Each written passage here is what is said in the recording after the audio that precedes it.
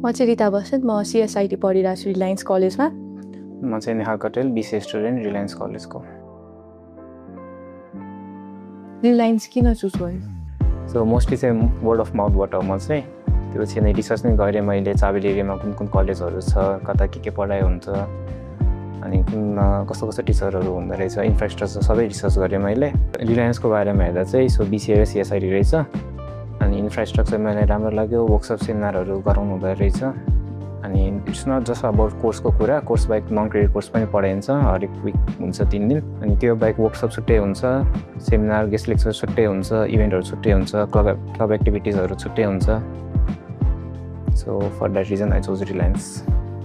मैले चाहिँ +2 पनि यहीँ रिलायन्समा पढेको हो, अनि सरहरू यो रेकमेन्ड गर्नुभएको थियो सिएसआइटी कोर्स छ यस्तो छ हाम्रो कलेजमा भनेर, अनि त्यहाँ सरको थ्रु थाहा पाएर रिलायन्स जोइन गरेको हो। रिलायन्स जोइन गर्नुको अर्को कारण भनेको चाहिँ मेन्टर्सहरू एकदमै प्रोफेसनल लाइनबाट आउनुहुन्छ, सबैको आफ्नो फिल्डबाट प्रोफेसनल मेन्टरहरू आउनुहुन्छ हामीलाई पढाउनलाई। अनि यहाँको जस्तै ल्याबहरू प्र्याक्टिकल गर्नको लागि हरेक एउटा सब्जेक्टको आफ्नो ल्याब छ, अनि यहाँ फर मोर अब अरू कोर्स मात्रै नभइकन अरू इन्ट्रेस्टमा चाहिँ क्लब्सहरू छ, क्लबले वर्कसप्सहरू गराउँछ, अनि स्टुडेन्टहरूलाई इन्गेज गराउँछ अरू एक्टिभिटिजमा। अनि नट पढाइ मात्रै नगरेर अरू एक्टिभिटिजहरू पनि गराउँछ कलेजले, त्यही भएर मैले रिलायन्स चुज गरेँ। मलाई चाहिँ पहिलादेखिबाट एकदम इन्ट्रेस्ट थियो कम्प्युटर चलाउने भन्दा भित्रको इन्टेरियर डेप्थ बुझ्नलाई, त्यही भएर आइटी फिल्डतिर आई वाज रियली इन्ट्रेस्टेड, अनि त्यही भएर चुज गरेको। ओके, सो मलाई चाहिँ मोर देन थ्योरी प्र्याक्टिकलपट्टि जानु मन लागेको हो। पहिलेदेखि म्याथ र कोडिङमा बढी इन्ट्रेस्ट भएर देन +2 मा पढ्दै गएपछि वेबसाइट डेभलपमेन्ट बुझ्यो, त्यसपछि आई डिस्कभर सफ्टवेयर डेभलपमेन्ट पनि रहेछ भनेर, अनि त्यही अनुसार ब्याचलरमा आइटी चुज गरेँ मैले चाहिँ। सो सिएसआइटी किन? सिएसआइटी आइटी फिल्डमा कति धेरै फ्याकल्टीहरू रहेछ, आफैले बुझ्दाखेरि चाहिँ आफ्नो इन्ट्रेस्ट अनुसारको अब depth korma I was really interested होइन। अब जस्तै सिएसआइटी कोर्समा कम्प्युटर आर्किटेक्चरहरू रहेछ, अनि त्यसपछि डेटा एल्गोरिदमहरू, अनि कसरी डेटाहरूको इन्टरकनेक्सन्सहरू, माइक्रोप्रोसेसरहरू कसरी काम गर्छ कोर्समा रहेछ, त्यही भएर I chose CSIT. So BCA चाहिँ तपाईँको मोस्टली अब थ्योरीमा धेरै जाँदैन, थ्योरी पढिन्छ बट लाइटली पढिने हो, अनि धेरै चाहिँ प्र्याक्टिकली सिकिन्छ। अनि त्यही हुने कारणले चाहिँ बिसिए चाहिँ मेरो पर्सनल इन्ट्रेस्टसँग अलिक अलाइन भएको जस्तो लाग्यो मलाई। सो हामी बिसिएमा अब सफ्टवेयर डेभलपमेन्ट सिक्छौँ, मोबाइल एप डेभलपमेन्ट सिक्छौँ, वेबसाइटहरू बनाउन सिकिन्छ, डाटाबेस सिकिन्छ, युआइएक्स सिकिन्छ, जुन चाहिँ तपाईँको पछि गएर एक्चुअल काममा चाहिँ युज हुने कुराहरू सिकिने भएको कारणले चाहिँ आई चोज बिसिए। हाम्रो सिएसआइटीमा चाहिँ अब प्योर साइन्स बेस भएको कारणले अब रिसर्च गर्ने धेरै भयो, पुरै साइन्स थ्योरिटिकल पार्ट धेरै भयो प्र्याक्टिकल पार्ट भन्दा नि, त्यही भएर अब सिस्टम आर्किटेक्टहरू जब स्कोपमा, त्यसपछि सफ्टवेयर इन्जिनियर्सहरू, अनि रिसर्चरहरू, अनि डेटा साइन्टिस्ट बन्नलाई चाहिँ यो कोर्स राम्रो छ। सो अब सिएसआइटीले गरेको रिसर्चलाई चाहिँ हामीले प्र्याक्टिकल इम्प्लिमेन्ट गर्छौँ बिसिएबाट। अब मेन जबहरू चाहिँ के छ भन्दा तपाईँको युआइयुएक्स डिजाइनरहरू छन्, then database administrator, software developer, front end back end, अनि फुल स्ट्याक पनि जाँदा मिल्छ तपाईँ। 4th सेमेस्टरसम्म आउँदाखेरि 1st, 2nd, 3rdमा के सिक्यो तिमी? सो म चाहिँ अब मोस्टली त कोडिङ मात्रै डेभलपमेन्ट मात्रै गर्छु भनेर जोइन गरेँ हो, but even except that I learn SEO सिक्ने, डिजिटल मार्केटिङ भयो, देन अस्ति भर्खर फिग्माको भएको थियो हाम्रो नन क्रेडिट कोर्स, अनि अब चाँडै एआईको र मसिन लर्निङको पनि हुँदैछ। पढ्दै जाँदाखेरि एकदमै कोर रहेछ। अब जस्तै माइक्रोप्रोसेसरहरूको त्यो खोल्नेहरू, पार्टहरू कसरी एट्याच गर्नेदेखि लिएर नेटवर्किङहरूको लाइनमा अब के कस्तो हुन्छ नेटवर्किङहरूमा, अनि कसरी काम गर्छ वाला बुझ्यो। पढाइभन्दा बाहेक चाहिँ युएक्स युआई डिजाइन गर्न स्किल डेभलप भयो, अनि फ्रन्ट एन्डको आइडिया पनि भयो, अनि कोडिङहरूको अलिअलि बेसहरूको आइडिया पनि छ, अझै सेमेस्टर बाँकी नै छ त्यसको लागि चाहिँ। सो त्यही हो। Ignite your intellect. Fuel your passion.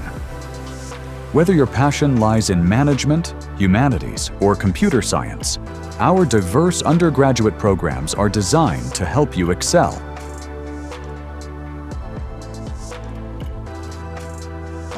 यसले गरेर पढाइमा चाहिँ एकदमै सजिलो भएको छ, प्रोजेक्टमा हेल्प हुन्छ, डकुमेन्टेसनमा एकदमै बढी हेल्प हुने भएको छ। डेभलपमेन्टपट्टि पनि इट्स भेरी हेल्पफुल। तर एआई कसरी काम गर्दैछ, त्यसले कुन स्टेप किन लियो भने चाहिँ आफूले त्यसलाई गभर्न गर्न सक्यो भने चाहिँ इट्स भेरी फ्रुटफुल।